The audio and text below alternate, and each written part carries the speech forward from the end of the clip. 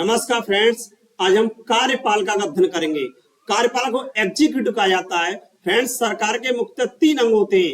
एक होता है विधायिका, एक होता है कार्यपालिका, तीसरा न्यायपालिका। विधायिका, कार्यपालिका, न्यायपालिका के द्वारा ही राज्य की समस्त शक्तियों का प्रयोग किया जाता है। इस तरह से वह संस्थान जिसके द्वारा कानूनों को लागू किया जाता है उसे कार्यपालिका कहा जाता है और कार्यपालिका के द्वारा नीतियां और योजनाएं बनाई जाती हैं। इस तरह से कार्यपालिका राज्य की शक्तियों का प्रयोग करने वाली संस्था है। फ्रेंड्स, कार्यपालिका दो रूपों में पाई जाती है। कौन कौन सी कार्यपालिका? एक होती है स्थायी कार्यपालिका। स्थायी कार्यपालन क्या होता है? इसमें प्रशासन और नौकरशाही शामिल होती है, अर्थात जो लोक सेवक होते हैं या स्थायी वेतनभोगी और कार्य कुशल होते हैं, यह प्रशासन में सबसे ज्यादा महत्वपूर्ण भूमिका है, इसलिए यह स्थायी कार्यपालिका का कार्य करते हैं। दूसरा फ्रेंड्स क्या होता है? इसमें दूसरी कार्यपालिका होती है राजनीतिक कार्यपालिका। राजनीतिक कार्यपालिका यह अस्थायी होती है, अर्थात एक निश्चित समय बाद यह बदल जाती है। इसमें देखेंगे तो इसमें एक अध्यक्षीय कार्यपालिका है, एक संसदीय कार्यपालिका, मिश्रित कार्यपालिका, बहुल कार्यपालिका और राजतांत्रिक कार्यपालिका। इस तरह से राजनीतिक कार्यपालिका होती है वह अस्थायी होती है, पार्ट टाइम होती है, और प्रशासन वाली कार्यपालिका होती है वह स्थायी होती है, कुशल होते हैं, दक्षता प्राप्त करते हैं। हालांकि नीतियों और योजनाएं राजनीतिक कार्यपालिका बनाती है, लेकिन इसको बनाने में सबसे बड़ा योगदान प्रशासन को होता है। प्रशासन को डाटा उपलब्ध कराता है, डाटा पे प्रोसेसिंग का कार्य करता है। इस तरह देखेंगे फ्रेंड्स। अब अध्यक्षीय कार्यपालिका, अध्यक्षीय कार्यपालिका क्या होती है? अध्यक्षीय कार्यपालिका में क्या होता है फ्रेंड्स? जो शासन के तीन अंग होते हैं, कौन कौन से? विधायिका, कार्यपालिका और न्यायपालिका। ये शासन के तीन अंग होते हैं। इनके बीच में शक्तियों का पृथक्करण का सिद्धांत अपनाया जाता है, अर्थात विधायिका कानून को बनाने का कार्य करती है, कार्यपालिका को लागू करने का कार्य करती है और न्यायपालिका के द्वारा जो विवाद उत्पन्न होते हैं उनको निपटारे करने का कार्य किया जाता है। इस तरह से राज्य सरकार दोनों का अध्यक्ष राष्ट्रपति होता है। अब यूएसए में देखा जाए, ये यूएसए के प्रेसिडेंट जो बाइडेन है। यहाँ पर क्या होता है? राज्य का अध्यक्ष होता है राष्ट्रपति, सरकार का अध्यक्ष होता है राष्ट्रपति। इस तरह से फ्रेंड्स इसमें मंत्री परिषद का कार्यकाल निश्चित होता है। जैसे यूएसए में देखा जाए तो वहां राष्ट्रपति 4 वर्ष के लिए बनता है, उसका कार्यकाल निश्चित होता है। जैसे जो बाइडेन महोदय हैं, ये 4 वर्ष के लिए राष्ट्रपति बने, मंत्री परिषद का कार्यकाल निश्चित होता है। लेकिन भारत में देखा जाए तो भारत में संसदीय शासन प्रणाली है, इसलिए संसदीय प्रणाली में कार्यकाल निश्चित नहीं होता है। हालांकि इसमें उत्तरदायित्व पाया जाता है, लेकिन स्थायित्व कमी होती है। जब ब्रिटेन में देखा जाए वहां भी संसदीय प्रणाली है और यूएसए का कार्यकाल निश्चित होता है, इसलिए वहां स्थायित्व पाया जाता है। अब देखेंगे मंत्री परिषद होती है वह उत्तरदायी नहीं होती है। यूएसए में मंत्री परिषद उत्तरदायी नहीं होती है। यूएसए में राष्ट्रपति में कार्यकाल की संपूर्ण कार्यपालिका की संपूर्ण शक्तियां होती है। यूएसए का जो प्रेसिडेंट होता है उसमें कार्यपालिका की संपूर्ण शक्तियां निश्चित होती हैं। इस समय जो बाइडेन है ये कार्यपालिका के अध्यक्ष हैं, ये सरकार के अध्यक्ष हैं, राज्य के संवैधानिक अध्यक्ष हैं। इस तरह से देखा जाए फ्रेंड्स तो अब देखते हैं हम संसदीय कार्यपालिका। संसदीय कार्यपालिका में क्या होता है?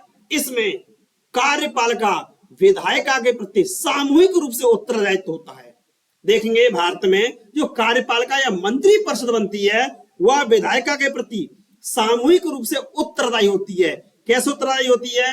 भारत में मंत्री परिषद का जो दल गठन करता है, जो प्रधानमंत्री बनता है, उसे कम से कम 272 सांसद चाहिए होते हैं, कुल 543 सदस्य होते हैं। इस तरह से यदि किसी दल के पास 272 सदस्य नहीं होंगे तो उसे सामूहिक रूप से त्यागपत्र देना होता है। इस तरह से भारत में उत्तरदायित्व पाया जाता है। अब देखेंगे भारत और ब्रिटेन में यही प्रणाली अपनाई गई है। दरअसल देखा जाए जो पार्लियामेंट्री सिस्टम है उसकी प्रेरणा हमने ब्रिटेन से ली है। इसमें क्या होता है? इसमें कार्यपालिका और विधायिका एक दूसरे से कोरिलेटेड होती हैं। इसका अर्थ है कि विधायिका के कुछ सदस्य मंत्री परिषद का गठन करते हैं, वह संस्था एक कार्यपालिका का रूप धारण करती है। इस तरह से बहुमत दल वाले नेता द्वारा मंत्रिमंडल का अर्थात कैबिनेट का गठन किया जाता है। तो अब इसमें देखेंगे, इसमें दो अध्यक्ष हो जाते हैं। कौन कौन से? एक तो राज्य का संवैधानिक अध्यक्ष होता है, वो राष्ट्रपति। हालांकि राज्य के जो संवैधानिक अध्यक्ष प्रेसिडेंट में पावर नाम मात्र की होती है, नॉमिनल पावर होती है, और एक सरकार का अध्यक्ष होता है प्रधानमंत्री।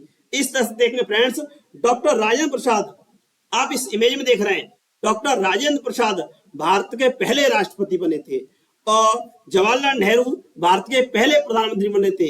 इस तरह से राज्य के संवैधानिक अध्यक्ष डॉक्टर राजेंद्र प्रसाद बने थे और जो सरकार थी उसके पहले अध्यक्ष बने थे नेहरू जी। इस तरह से नेक्स्ट पॉइंट देखेंगे हम, मिश्रित कार्यपालिका होती है। क्या हुआ, कुछ देशों ने संसदीय प्रणाली और अध्यक्ष प्रणाली दोनों को मिला करके मिश्रित प्रणाली बनाई, जिसे मिश्रित कार्यपालिका कहते हैं। ये प्रणाली फ्रांस में पाई जाती है। फ्रांस देश ने अध्यक्षीय मॉडल और संसदीय मॉडल दोनों का मिश्रण अपनाया है, इसलिए फ्रांस में स्थायित्व और उत्तरायित्व दोनों पाए जाते हैं। फ्रांस में क्या होता है, स्टेबिलिटी होती है और अकाउंटेबिलिटी होती है।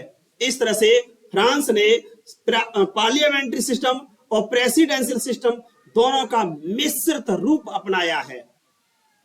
अब देखेंगे फ्रेंड्स, बहुल कार्यपालिका।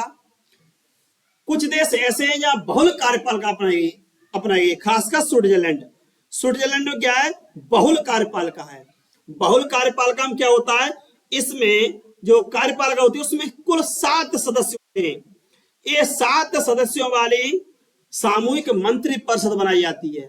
इनकी सबकी शक्तियां बराबर होती हैं और इन्हीं 7 में से किसी एक को 1 वर्ष के लिए राष्ट्रपति बनाया जाता है। इस तरह से स्विट्जरलैंड में 7 सदस्यों वाली बहुल कार्यपालिका अस्तित्व में पाई जाती है।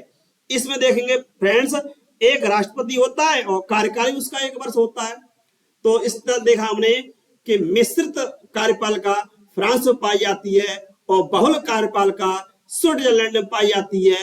अध्यक्षीय भारत में पाई जाती है और अध्यक्षीय यूएसए में पाई जाती है और संसदीय प्रणाली भारत और ब्रिटेन में पाई जाती है। नेक्स्ट देखेंगे फ्रेंड, राजतंत्रिक कार्यपालिका। राजतंत्रिक क्या होता है, यह आनुवंशिक होता है। यहाँ सत्ता का हस्तांतरण भी आनुवंशिक होता है। राजा होता है, उसकी संतानें सत्ता प्राप्त करती हैं। ये आनुवंशिक कार्यपालिका होती है। यहाँ राजतंत्रिक कार्यपालिका होती है राजतंत्र वाले देशों में।